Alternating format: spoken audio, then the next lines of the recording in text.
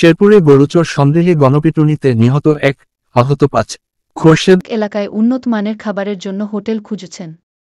আসুন মধুটিলা ইকোপার্কের প্রধান গেইটের বিপরীতে মধুটিলা হোটেল অ্যান্ড বিরিয়ানি হাউজে।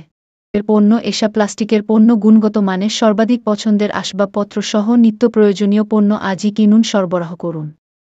এশা প্লাস্টিক এখন সারা দেশে বিস্তৃত। আধুনিক প্রযুক্তির যুগে এশা প্লাস্টিক ইন্ডাস্ট্রিজ নিয়ে এসেছে উন্নত মানের আসবাবপত্র। এশা প্লাস্টিক ইন্ডাস্ট্রিজ ঢাকা বাংলা হোটেলে উন্নত মানের খাবার বিক্রি করা হয়। বিভিন্ন অনুষ্ঠানের অর্ডার রাখা। আলমের তথ্য ও ছবিতে এনবি রিপোর্ট। শেরপুরে নকলায় গরুচোর সন্দেহে গণপিটুনিতে 1 জন নিহত ও 5 জন আহত হয়েছে। রবিবার 2রা ফেব্রুয়ারি রাতে নকলা পৌরসভার দক্ষিণ মাওরা মহল্লার আবুল কালামের বাড়ির সামনে ঢাকা শেরপুর আঞ্চলিক বাইপাস মহাসড়কে ওই ঘটনা ঘটে।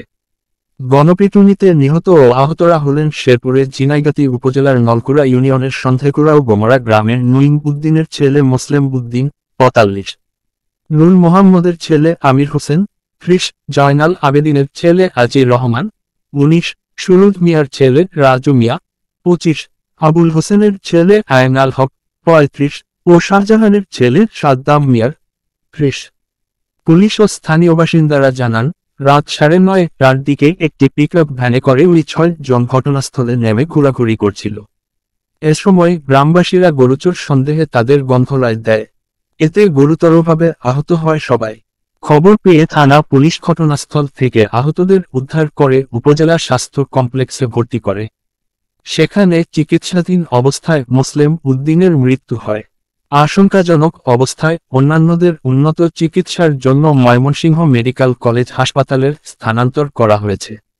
ঘটনার সত্যতা নিশ্চিত করে নকলা থানার ভারপ্রাপ্ত কর্মকর্তা ওসি হাবিবুর রহমান বলেন, গণপিটুনির খবর পেয়ে ঘটনাস্থল থেকে 6 জনকে উদ্ধার করে স্বাস্থ্য কমপ্লেক্সে ভর্তি করা হয়। পরে রাত 1:30টার দিকে মোসলেম উদ্দিনের মৃত্যু হয়। অবস্থা আশঙ্কাজনক হওয়ায় সোমবার সকালে উন্নত চিকিৎসার জন্য অন্যান্যদের ময়মনসিংহ মেডিকেল কলেজ হাসপাতালে স্থানান্তর করা হয়।